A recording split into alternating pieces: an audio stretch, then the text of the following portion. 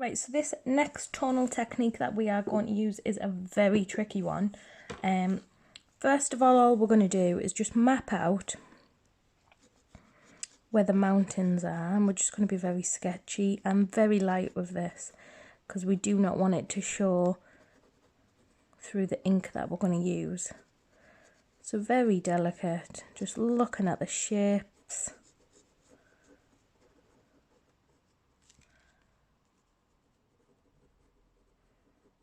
And trying to accurately map out those bumps in the mountains.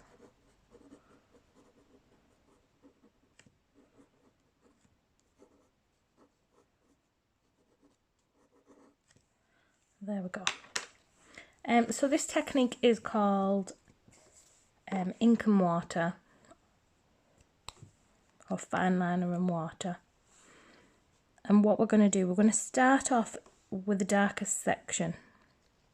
Now it's really important that when we add water it does not touch this section, and as you can see in the picture, the artist that has created this one has left little tiny gaps in between the mountains to make sure that the tones don't run into each other, because if you don't leave them white gaps you will just end up with a black box.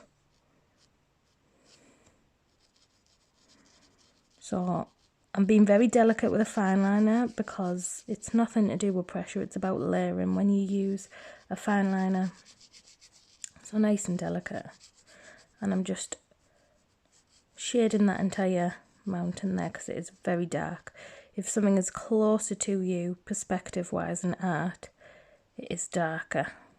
Now this next mountain up, I'm very lightly, barely touching the paper, I'm just going to outline the top part of it, but I'm going to bring that fine liner just down a little bit. The next one up, I'm going to do exactly the same, but I'm going to bring the fine liner down less, not as much as that time.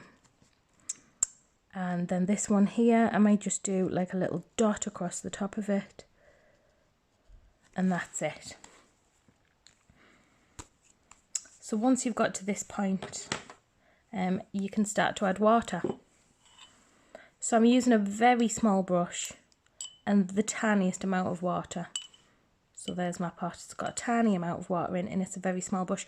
When I take some water out, it's really important that you wipe off the water so that you've only got the smallest amount on your brush. As soon as your paintbrush touches that ink, it will turn it into like a paint.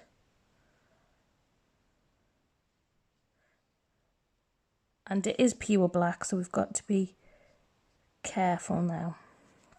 Right, what I'm going to do now, I've just added a tiny bit of water. I'm now going to wash the brush completely and I'm going to wipe off that water. Again, we don't want too much. And we're going to do this very slowly because it is difficult. Now, when I put my paintbrush back down, I'm only going to touch the bottom of the last bit that I've just painted. And I'm going to pull a tiny bit down. But remember, we're not going to touch that bottom mountain. We're going to leave a little white gap.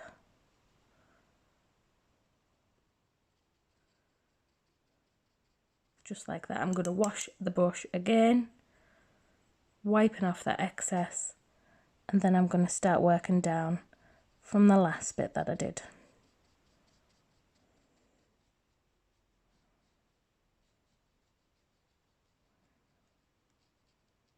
And I'm not going to go near that bottom mountain, just leaving it as it is. So there we go, I've got like a gradient on that mountain, so it looks a little bit like foggy. We're going to do exactly the same with this one. So washing your brush, wiping off that excess water, starting up at the top. Now stop, wash the brush completely, wipe off that excess water. It's dangerous to have too much water because it will just make it run everywhere. So we're just touching from the bottom of the last bit that we did. And now I'm going to take that to close to the mountain below it, but leaving a nice little white gap just like that. Wash your brush completely.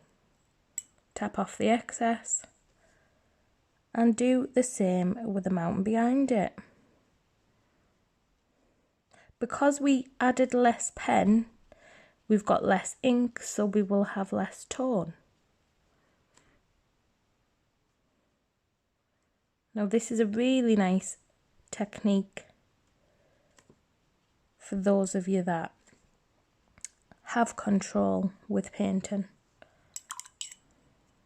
This was a technique when I was in college. I found it extremely difficult, but as an adult, now that I've practiced it more, I'm better at it, but I don't use it very much because, as you can see, I've just touched that mountain there and it's started to bleed and to run. So it is quite tricky.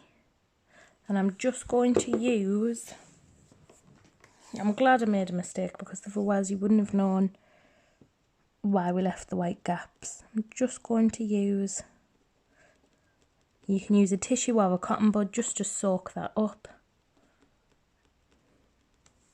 There we go. And I'm not going to worry about that because I can add a little bit of pen when it's dry. I'm not going to add it while it's wet because it will break the fine liner.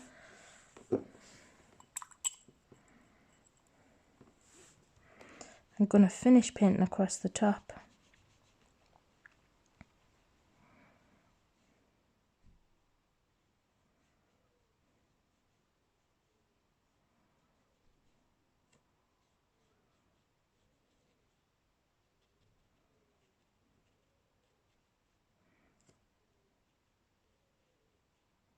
And like I said, I will just fix that up once it's dry, but I have achieved what I wanted to achieve, which was different tones using ink and water.